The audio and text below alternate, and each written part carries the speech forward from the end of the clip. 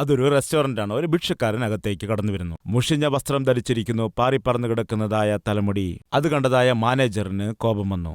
ഇയാളെന്തിനാണ് ഇപ്പോൾ അകത്തേക്ക് വന്നത്? മുഷിഞ്ഞ വസ്ത്രത്തോടെ വന്നിരിക്കുകയാണോ? ഇതെന്താണ്, ഭിക്ഷക്കാർക്ക് വേണ്ടി പണിതിരിക്കുന്നതായ റെസ്റ്റോറന്റ് ആണോ? ഇങ്ങനെ തന്റെ ഉള്ളിൽ നീരസത്തോടെ ആയിരിക്കുമ്പോൾ അവിടെ സെർവ് ചെയ്യുന്നതായ പെൺകുട്ടി ഭിക്ഷക്കാരൻ്റെ അരികിൽ ചെന്ന് അങ്ങേക്ക് എന്തു വേണമെന്ന് ചോദിച്ചു. അങ്ങനെ എല്ലാവരോടും എങ്ങനെയാണോ പെരുമാറുന്നത് ആ ഭിക്ഷക്കാരനോടും അങ്ങനെ തന്നെ പെരുമാറി. അയാൾ പറഞ്ഞു, ഒരു മസാല ദോശയും ഒരു പ്ലെയിൻ ദോശയും കൊണ്ടുവരൂ. വേഗത്തിലകത്തേക്ക് പോയിട്ട് ആ ഭക്ഷണം കൊണ്ടുവന്ന് കൊടുക്കുന്നു. ഇത് കണ്ടപ്പോൾ മാനേജറിന്റെ ഉള്ളിൽ കോപം ജ്വലിച്ചു. സെർവ് ചെയ്യുന്ന ആ പെൺകുട്ടിയെ അടുക്കലേക്ക് വിളിച്ചു. നിനക്കെന്താണ്, ബോധമില്ലേ? എന്തിനാണ് അയാൾക്ക് അങ്ങനെ വാരിക്കോരി കൊടുക്കുന്നത്? അയാളൊരു ദരിദ്രനാണ്, അയാൾ എങ്ങനെ പണമടയ്ക്കും?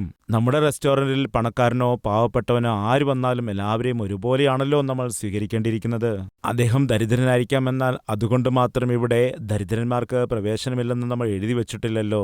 അദ്ദേഹം പാവപ്പെട്ടവനായിരിക്കാം, എന്നാൽ ഇവിടെ വന്ന് ആഹാരം ഓർഡർ ചെയ്തിരിക്കുന്നു. സെർവ് ചെയ്യേണ്ട ഉത്തരവാദിത്തം എനിക്കുണ്ടല്ലോ. ഇങ്ങനെയെല്ലാം നീ വളരെ ധൈര്യത്തോടെ പറയുന്നു. അയാൾ ഇനി ബില്ലടച്ചില്ലെങ്കിലോ, ഒരു പക്ഷേ അയാൾ ബില്ലടയ്ക്കാതെ കാണാം ഇവിടുന്ന് പോയാൽ തീർച്ചയായും ആ പണം നീ തന്നെ അടയ്ക്കേണ്ടി വരും. ആ പെൺകുട്ടി മറ്റൊരു ഓർഡർ എടുക്കാൻ പോയ സമയത്ത് അതുപോലെ തന്നെ സംഭവിച്ചു. ബില്ല് കൊണ്ടുവന്നപ്പോഴേക്കും അയാൾ ഇറങ്ങിപ്പോയി. മാനേജർ അവളെ വിളിപ്പിച്ചു. നിനക്ക് ബോധമില്ലേ? ഞാൻ ആദ്യമേ പറഞ്ഞു അയാൾ ദരിദ്രനാണെന്ന്. അയാൾ ബില്ലടയ്ക്കില്ലെന്ന് എനിക്കറിയാം. നീയാണെങ്കിലോ വാരിക്കോരി സ്നേഹത്തോടെ എല്ലാം കൊണ്ടുവന്ന് അയാൾക്ക് കൊടുക്കുകയായിരുന്നു.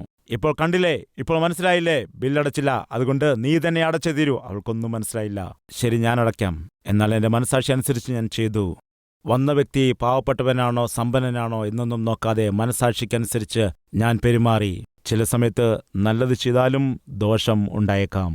ഒരു കാര്യം ചെയ്യൂ, അയാൾ കൊടുക്കേണ്ട തുക എൻ്റെ കയ്യിൽ നിന്നും കട്ട് ചെയ്യുക. വേഗം ചെന്ന പ്ലേറ്റുകൾ ക്ലീൻ ചെയ്യൂ. ശരി സാർ. പ്ലേറ്റുകൾ ക്ലീൻ ചെയ്യുമ്പോൾ ഒരു പ്ലേറ്റ് എടുത്ത് നോക്കിയപ്പോൾ അതിൻ്റെ അടിയിൽ ചെറിയൊരു പേപ്പർ കാണുവാൻ ഇടയായി.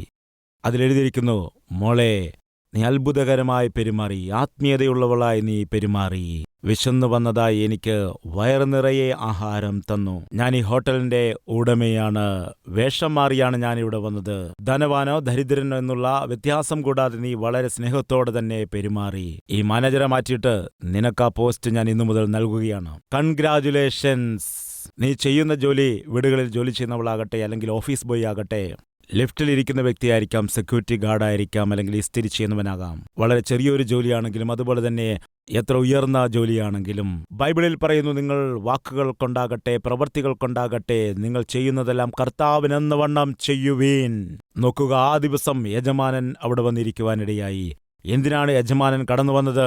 ആരാണോ വിശ്വസ്തയോടെ ഈ റെസ്റ്റോറന്റിൽ ജോലി ചെയ്യുന്നത് അവരെ ഉന്നത സ്ഥാനത്തേക്ക് കൊണ്ടുപോകണം. അതുപോലെ എന്തെങ്കിലും നിന്റെ ജീവിതത്തിലും കർത്താവ് നിന്നെ ദർശിക്കുവാനിടയാകും.